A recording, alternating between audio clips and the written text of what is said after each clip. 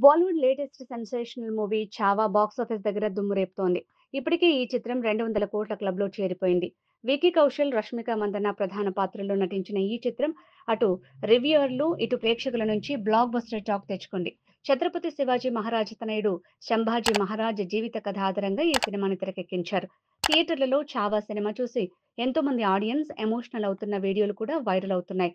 ముఖ్యంగా cinema title cards పడుతున్నప్పుడు శివాజీ, శంభాలను వారి త్యాగాలను గుర్తు చేసుకుంటూ, వారిని స్మరించుకుంటూ నినాదాలు చేస్తున్నారు.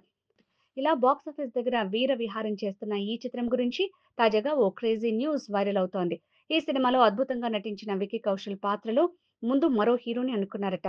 మహేష్ బాబు దగ్గరికి చావా డైరెక్టర్ లక్ష్మణ్ ఉటేకర్ ముందుగా ఈ స్క్రిప్ట్‌ని వినిపించారట.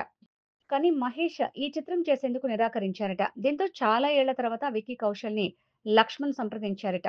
అలా ఈ అద్భుతం తెరకెక్కిందంటూ సోషల్ మీడియా సహా మరికొన్ని వెబ్‌సైట్‌లు రాస్తున్నాయి. అయితే ఈ విషయాన్ని చాలా మంది నమ్మటం లేదు. ఇది పూర్తిగా ఫేక్ అంటూ ఆరోపిస్తున్నారు. అసలు మరాఠా సామ్రాజ్యాధినేత అయితే శివాజీ తనయుడు జీవిత చరిత్రను తీసేందుకు మహేష్ బాబు దగ్గరికి ఎందుకు డైరెక్టర్ వస్తారంటూ ప్రశ్నలు వేస్తున్నారు. మరికొంతమందైతే ఇది తప్పుడు సమాచారం అంటూ కొట్టిపారేస్తున్నారు. కానీ కొంతమంది నెటిజన్లు మాత్రం మహేష్ బాబు ఇలాంటి మాస్టర్ స్క్రిప్ట్స్ చాలా రిజెక్ట్ చేస్తుంటారని కామెంట్లు పెడుతున్నారు. అల్లు అర్జున్ కెరీర్‌లో బిగ్గెస్ట్ హిట్స్ అయిన 'పుష్ప' ఫ్రాంచైజీ కూడా ముందు మహేష్ దగ్గరికి వచ్చిన సంగతి తెలిసిందే. కానీ ఈ ప్రాజెక్ట్‌కి మహేష్ బాబు ఓకే చెప్పలేదు. దీంతో బన్నీకి కథ వినిపించి ఓకే చేశారు సుకుమార్. ఆ తర్వాత 'పుష్ప 2' క్రియేట్ చేసిన చరిత్ర గురించి అందరికీ తెలిసిందే.